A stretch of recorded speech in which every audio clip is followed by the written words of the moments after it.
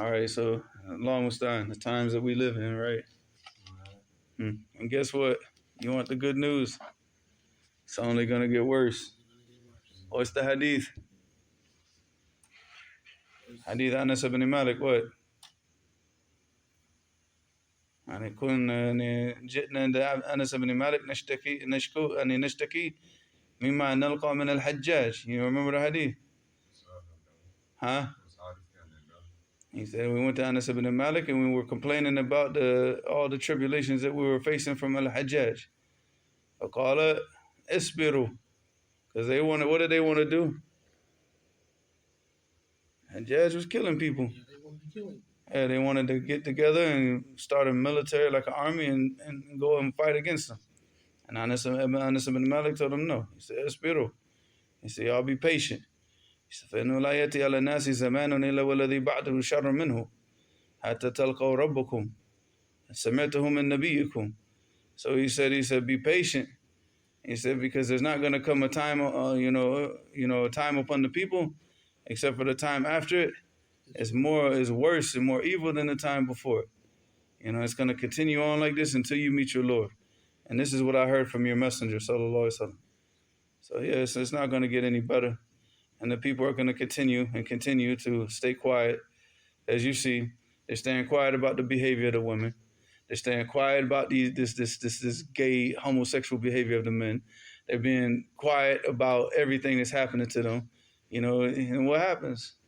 Then all the facade, all the corruption in the land, it spreads. And it destroys everything. ظهر الفساد في البر والبحر بما كسبت أيدي الناس ليذيقهم بعض الذي عملوا لعلهم. The leadership among us is afraid to tell the people that marijuana and alcohol and drug use is haram, and that reaches our homes, and that reaches our ummah first, and now we have people ODing from fentanyl, and so on and so forth, and then it's the ummah, and then eventually it hits our very own homes, and the same thing. We don't make the prohibition of the homosexuality. There'll be people in the ranks with us, and eventually there'll be people in our very families. I don't mean every last one of us, but I mean that's how it happens. I mean, because if we as Muslims, we can't be the quiet ones.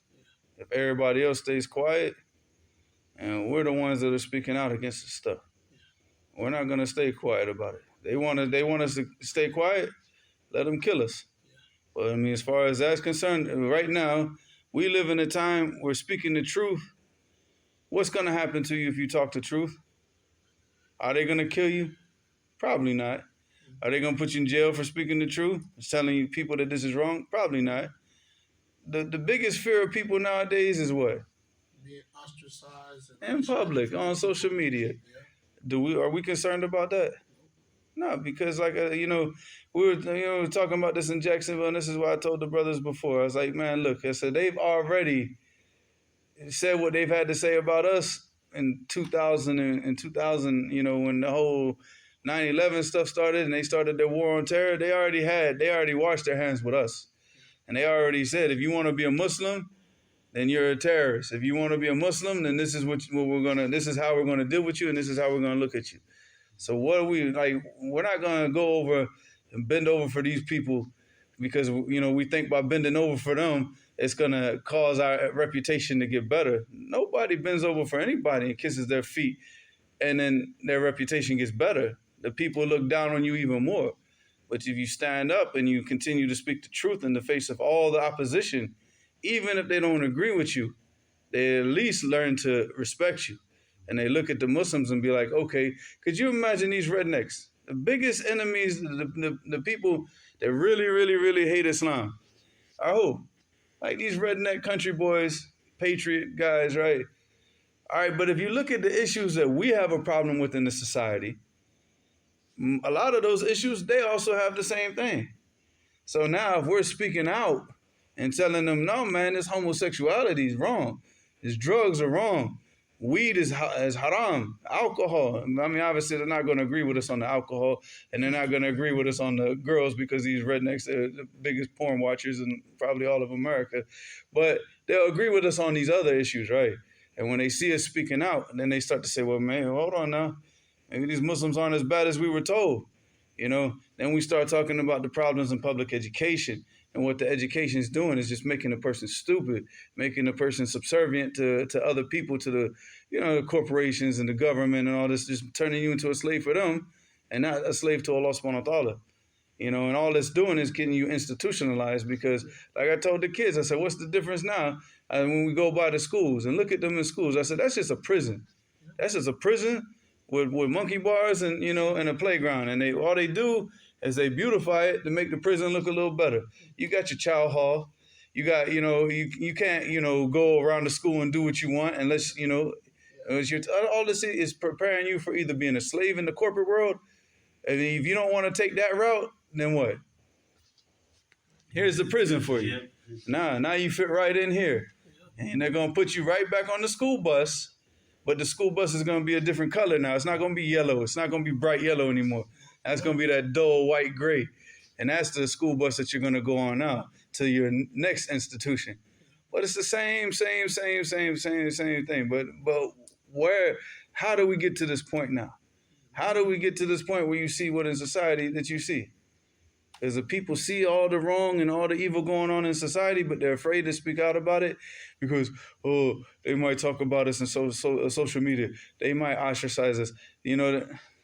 Akhi, seriously, as Muslims in America, what do we have to lose? What do we have to lose? Nothing.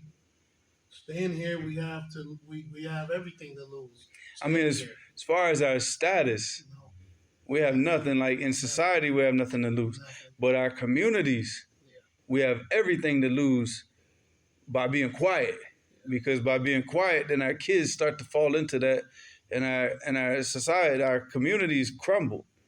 And then now our kids are overdosing from fentanyl. Our kids are now weed heads.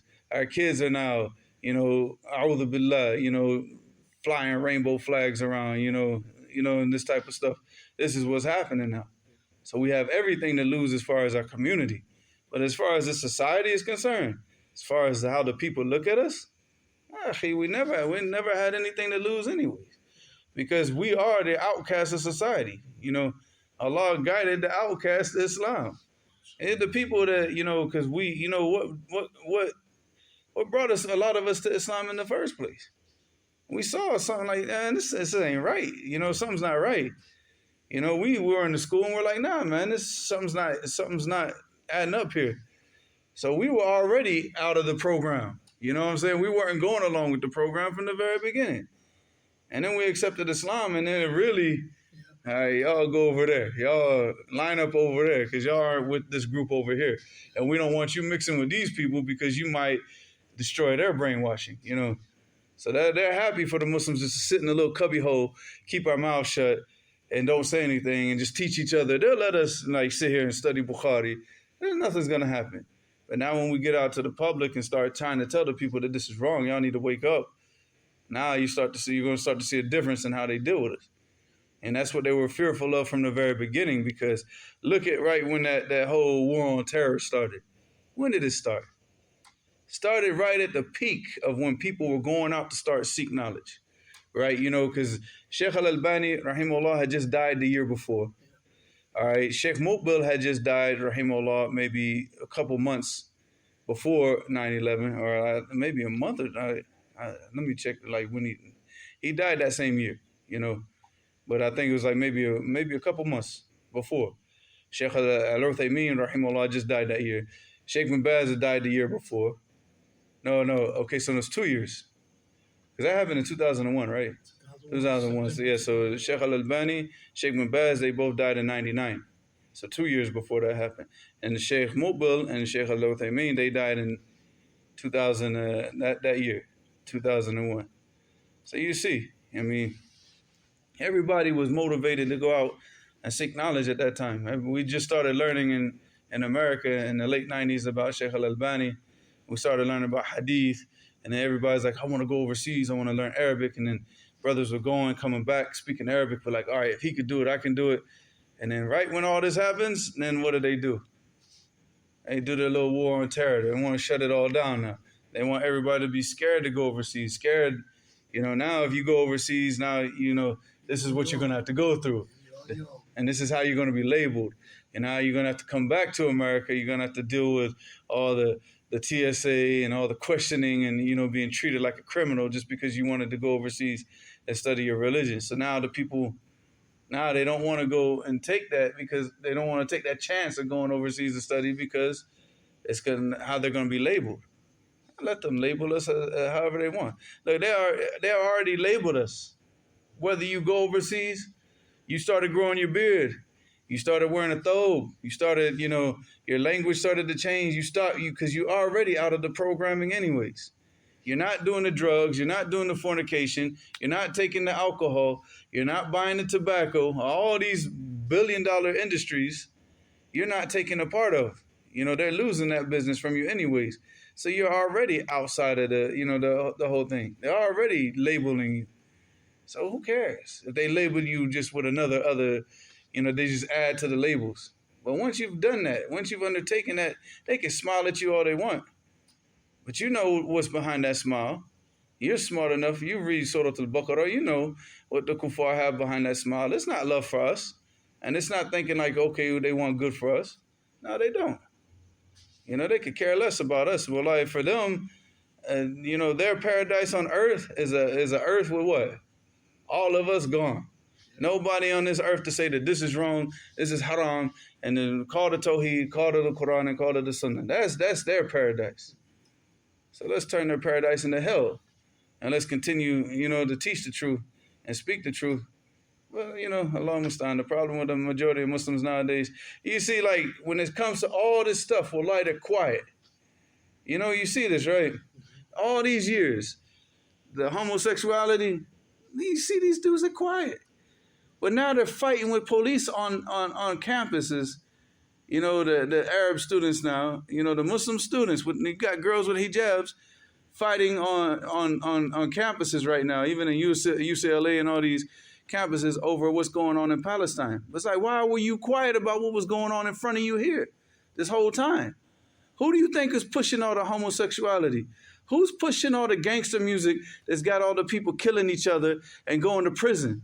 And who's controlling the prison industrial complex that's like happy to greet everybody, setting up, the commissary? You know how much money they're making off of you just going to prison?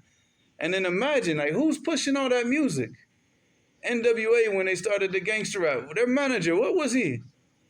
Exactly. So the same people that have been pushing all this stuff that you've been quiet about all of these years, now you want to get angry because now they're attacking a Muslim country. Dude, they've been destroying this, corrupting this society for decades. Yeah. But you're quiet. Now you want to go and start protesting and acting stupid in the universities. And now where were you all these years? Shaking hands and talking about these Christians are our brothers and we need to be tolerant of these gay dudes and we need to be tolerant of this. And then you see Muslims marching with the rainbow flag and all this stuff. Where were all you people before? Where were you before when all the people were just dying and dying and dying in the community because of the opioid crisis and now this fentanyl, now all of this? Why are y'all quiet about all this stuff? Quiet of all the killing and quiet of all the stuff that's going on. But now when it's just something that's cool, now they want to go and start protesting and now they got a voice all of a sudden. Now, you know what I'm saying? Now all of a sudden, now you become, now you're a beast now, yeah? Huh? Now they can be popular. Yeah, because now it's cool. They can be accepted. They can be popular again. But when it was coming to speaking out on these types of topics, when your name was gonna get dragged through the mud in social media, and you weren't gonna get these positions, you might even lose your job if they found out that you're speaking about this stuff on social media. Nah, that wasn't popular, but you don't want to do that. You just want to go with the crowd and do the things that the people are doing. Nah, man. Whenever we see the things that are wrong, the only thing that's gonna protect us as an ummah is to continue to speak out about this stuff and continue to teach the people like what's right and what's wrong.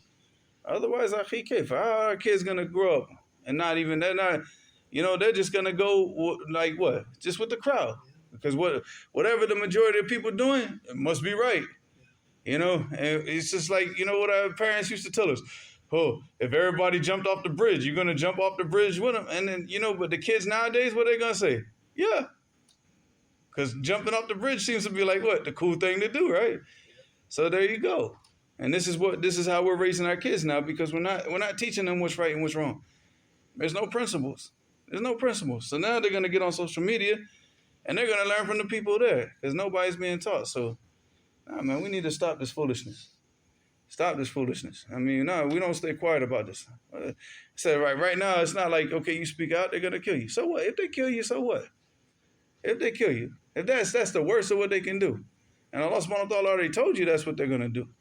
You know, because if they can't shut you up, and they can't banish you, and they try to lock you away and try to get you to be quiet that way. If they can't do that, then their final solution is always going to be to what? Take you out. So what? They tried to assassinate the Prophet sallallahu alaihi wasallam, and did that stop him from teaching the truth, teaching the Tawheed, and teaching the Quran amongst the kuffar when he lived there? Never stopped him. Never stopped him from speaking the truth. Maybe he attracted the people to him. Yeah. Could you imagine the Prophet sallallahu alaihi wasallam going up and telling the Sahaba? Could you imagine this? To go, just dress like the Quraysh and act like the Quraysh, because we don't want any problems, because we don't want the people to shame us and speak bad about us in front of in public. Could you imagine that? Where this deen would be if that's what the Sahaba did? So no, I mean, that's not what they did. They completely separated themselves from that society, and they continue to teach the truth and speak the truth. And that's that. They didn't bow down to their commands. We just read the ayat, just in the Salat al-Fajr. When I was reading, what do what? Lo tudhinu fayudhinun. What does this ayat mean? So these kuffar, they love that you'll compromise on your religion, because they're already ready to compromise. So they will go to the Prophet sallallahu alaihi wasallam and say, look, we'll make a deal with you. We'll worship your Allah, we'll worship him for 1 year, and you worship our gods for 1 year. So they're ready to compromise now. They're ready to go for Tawheed for 1 year, just so you can continue to go back and compromise with your religion. And that's what Allah subhanahu wa ta'ala said, what do, that they would love, and tudhinu for yudhinun, that you will compromise in your religion so that they can compromise with you. And they'll come down, like, we'll come down with you. Just leave it off for 1 year. You see how they are. And then the Prophet sallallahu alaihi wasallam, could you imagine agreeing with that? But this is what these people do nowadays. They agree with it. They say, okay, we'll march with these homosexuals. We'll do this type of stuff, right? But with the hopes that maybe they'll come and they'll march with us, and they'll this is exactly what Allah subhanahu wa ta'ala is talking about in the ayah. And that's how you're not successful. We had nothing to do with our nasr, our victory of Islam. It doesn't come from them. And it never did, and it never will. So Allah destroyed them. And all these kuffar, the atheists and all these other people, our victory does not come with them. It doesn't come with numbers either. You think, just because we make these alliances with all these foolish groups, we're stronger. No, you're not. You're weaker. Because there's no unity with these groups, and you're going to end up fighting each other. If you get rid of that common enemy that you all share, you'll fight each other. You think all these groups with all these different ideologies, that they're going to get along later? Of course not. They'll get along right now because there's one common thing that they share. We don't like these people. Let's get rid of them. All right, you got rid of them. Now what? Well, they're not even joining for that reason. They're joining because the spotlight is there, and they're going to push their own agenda, and then as soon as they get what they want, they'll leave us standing there by ourselves, and then all the target and all the heat comes on us. Well, see, you're talking about the heads of these groups. Yeah. The heads of these groups are like, we'll ally with them. We'll make an alliance with them. Yeah. Why? Because they have a big following, and we can tap into that following. But that's the heads. Yeah.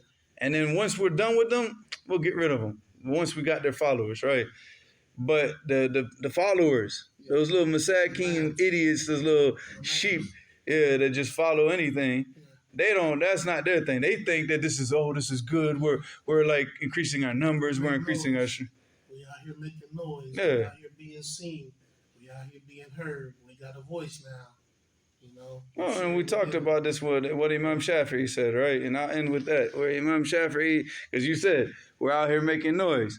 And what did he say? He said, "Alam tara what? Alam tara an al-usta tukhsha wa hiya samita." He said, "Have you not seen that the lions are feared while they remain silent? Wal kalbu yukhsa la yuhsa." You know, he said, "Yukhsa la amri wa huwa what nabbahu." And then the dogs get stoned. They get stones thrown at them while they're barking. Nobody cares about noise. That's just a dog barking. But, you know, to put fear in your enemy while you're quiet, that's power. That's power. Where a Muslim can sit in the masjid and study Bukhari, study Muslim, try to learn our deen and call the people to the truth and remain silent. We don't participate in these protests. We don't participate in the chaos, and just to sit here, be peaceful and chill. We're not doing the drugs. We're not a part of any of the corruption in society, and we remain silent on these issues. But we don't remain silent about the truth. Like as far as, you know, protesting and all that, we don't get involved in that. And then all that shaking up everybody. Everybody's worried about us. Everybody's fearful. Everybody's watching us. FBI ain't watching these fools.